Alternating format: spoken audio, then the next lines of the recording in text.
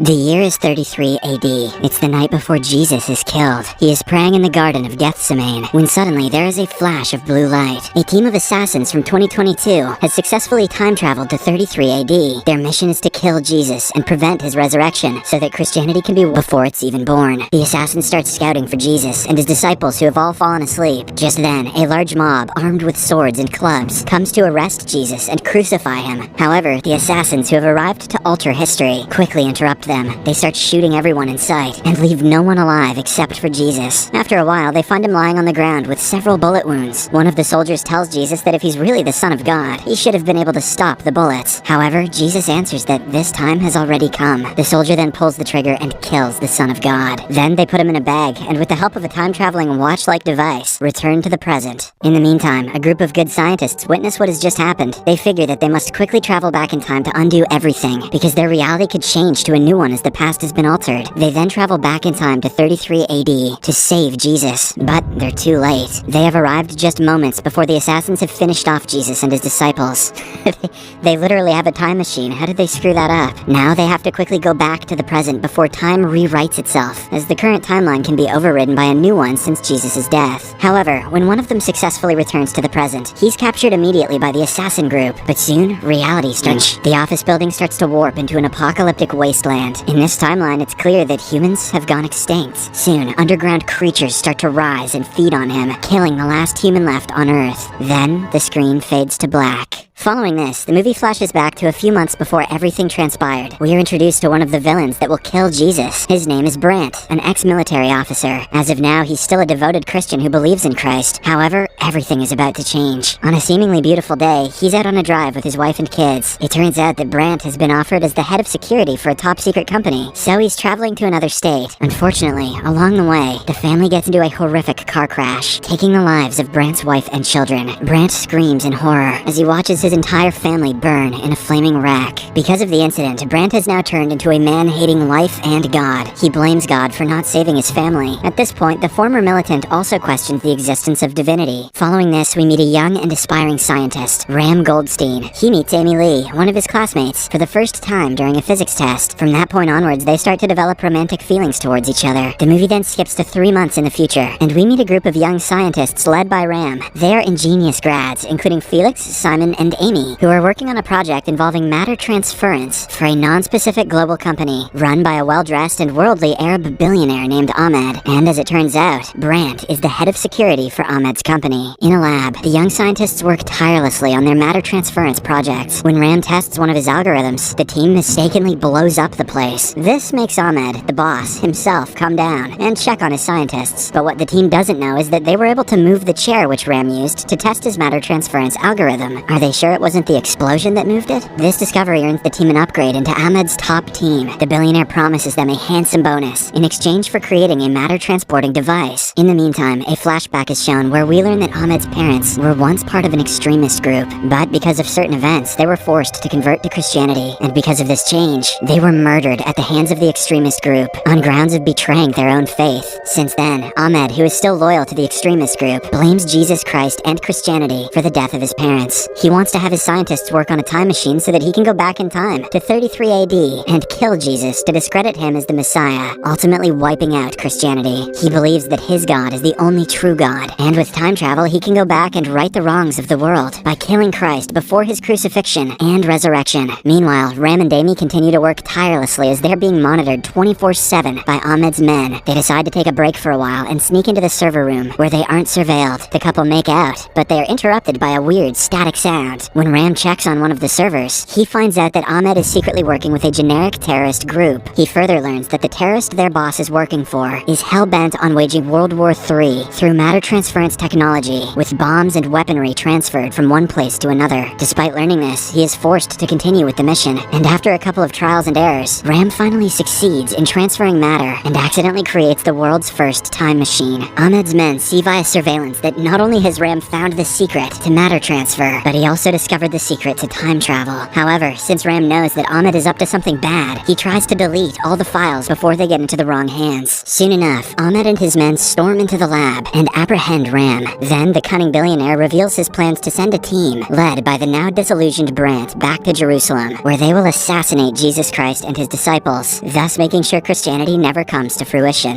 But the problem is that Ram wouldn't give him the code to the computer that hides the secret to time travel. So Ahmed has his men torture him, put him in a sack, and lock him in a warehouse. After a while, the thugs physically abuse Ram and urge him to share the code of the time machine. To make matters worse, Ahmed arrives at the scene and holds Ram's parents hostage. Despite this, the young scientist still refuses to share the code, so the extremists kill his parents. There goes all their leverage. Meanwhile, Amy and the others are worried that Ram might be in trouble as he's not answering his phone. Just then, the group is approached by their employer, Ahmed, who tells them that they have been cleared out of their contracts and will no longer have to work, although each of them will be compensated as promised. The only catch is that they cannot make any contact with anyone outside their work at the moment. When Amy asks about Ram, Ahmed lies, saying that he is in safe hands. In fact, working on a top US military project. Back in the lab, Ahmed threatens to torture Amy and all his friends, and that is when the young scientist finally gives in and agrees to build the time machine. And as soon as it is finished, Ahmed has one of his men test it. As expected, the time machine works, and the man is teleported from one place to another. Playing on Brant's hatred for it, Ahmed uses him and his right-hand man Sabir to gather his combat team and travel back in time to carry out the ultimate true mission, to kill Jesus and his disciples before his resurrection. Surprisingly, Brant is totally down with this insane scheme and quickly assembles a team of assassins to hop inside the time machine. Meanwhile, Amy and the others sneak into a surveillance room and finally spot Ram, who is tied with rope in the warehouse. They rescue him and learn about Ahmed's plan. On the other hand, Brant and his team have successfully landed in the past at the set time, i.e. 33 AD,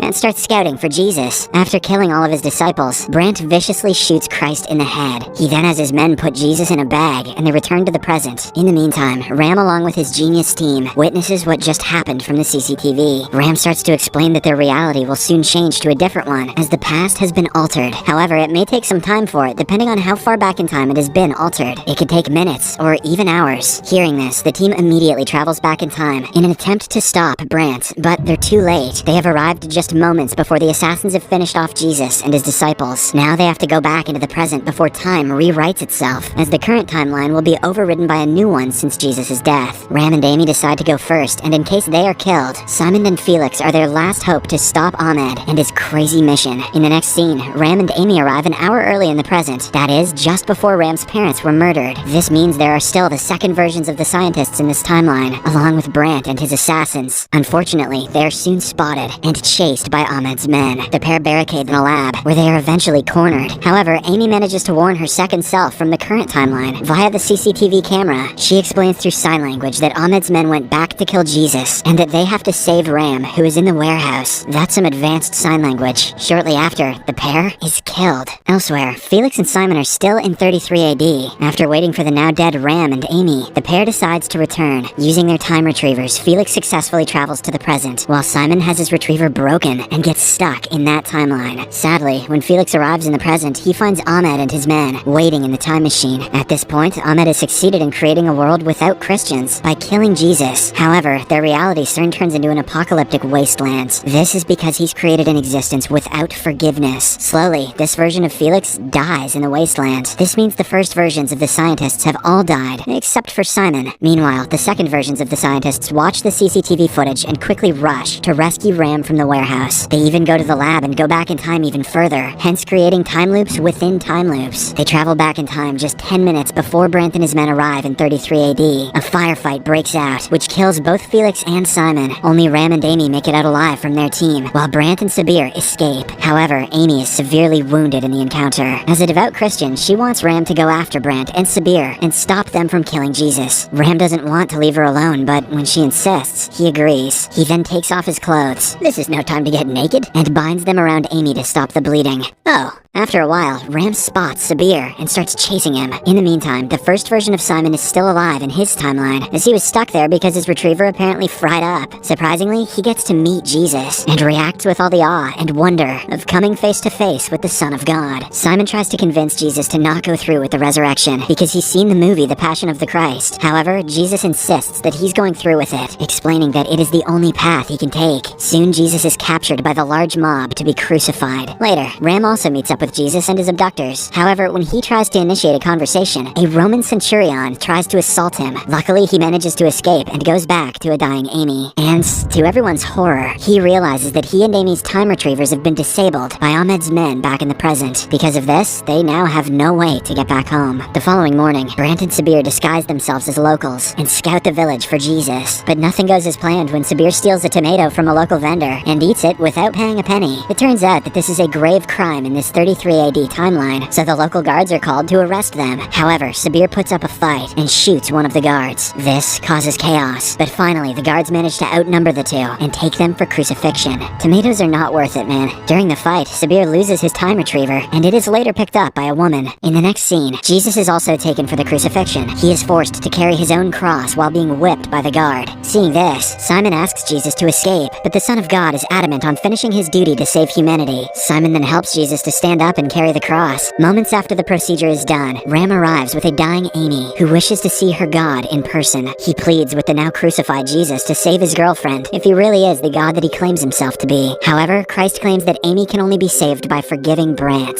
That's nonsense. We also see that the criminals crucified alongside Jesus are actually Sabir and Brant, where the latter asks for Jesus' forgiveness. Meanwhile, realizing that Jesus isn't going to do any miracles to save his girlfriend, Ram vainly tours around the village for help. He then finally meets with Simon and tells him about their situation. Elsewhere, with Brant and Sabir out of contact, Ahmed decides to travel back in time and arrives at the tomb of the recently crucified Jesus. He believes that Jesus' disciples will steal his dead body soon to make it seem like God has been resurrected. Hence, he plans to ambush them from stealing the body and eventually prevent the spread of Christianity. Suddenly, there is a massive earthquake, and in that moment of panic, he activates his time-traveling device, which makes him and Jesus' body disappear from the tomb. Meanwhile, a dying Amy mistakes the Sheikh for her God's resurrection. When Ram and Simon go to the tomb to check, they do not find Jesus' body, and seeing all the glow sticks lying around, they deduce that Ahmed is responsible for it. Just then, two of Jesus' disciples arrive to check for Jesus' body and find out that it has disappeared. But before they can report it to others, Ram and Simon claim that Jesus has been resurrected. The two disciples mistake the boys for angels and immediately believe them. Hence, everything in the scripture happens as it is, but not the way we expect it to. They then return and find that Amy has breathed her last. This means that this timeline version of Amy is dead too. While grieving for their colleague's demise, Ram and Simon are approached by the same woman who had picked up Sabir's time retriever earlier. With this, the two decide to go back in time, just before Ram's parents were murdered. In that timeline, all the characters are still alive. They travel back, but since Ahmed's men have been waiting for them, Simon gets gunshot wounds. Despite this, the boys manage to kill all the men. Following this, Ram asks Simon to execute the default program, which will eliminate all the time loops except the original one, and to destroy the computer hard drive as soon as it is done. He then heads out to save his parents. After Ram leaves, Ahmed from the previous timeline arrives and kills Simon, but the latter has already destroyed the hard drive and executed the default program. Meanwhile, Ram saves his parents and goes after Ahmed from this timeline. At the billionaire's office, he finds Brant and nearly shoots him for killing Amy in the previous timeline, but he eventually realizes that this is not the version of Brant who did the deed. Ram eventually accepts Jesus' advice and learns the power of forgiveness, refusing to revenge kill this version of Brant's. Just then, Sabir, along with other men, arrives at the scene with Amy as hostage. He threatens Ram to give him the code to activate the time travel device, or else Amy will be killed. But instead of revealing the code, Ram mentions that he has forgiven Brant and asks him to be the hero. Thankfully, in this version of the timeline, Brant hasn't yet turned into a villainous character, so he quickly realizes that Ahmed is the bad guy, working for the extremists. He then guns down most of Ahmed's men before being shot dead by the boss himself. Taking advantage of this slight distraction, Ram stabs Ahmed in the back, finally killing him. Just then, a group of FBI officers arrive at the scene and arrest Ahmed's remaining men. Since Simon has activated the default program moments before he died, all of the time loops start merging into one, prompting different versions of the characters to vanish into thin air. Thus, Ram from the previous timeline also vanishes, while the original version is set free from the warehouse, where he was initially kept. In the end, all the scientists in this timeline survive. The movie then skips to 3 months later. The scientists plan to save Brant's family from the tragic car accident. Ram prepares to time travel with a road sign that says stop, hoping that it can save the family. Genius. Fortunately, the plan works, and he is able to save Brant and his family from their untimely death. The movie ends as Brant stands in awe and ponders if God helped them cheat death. Subscribe for more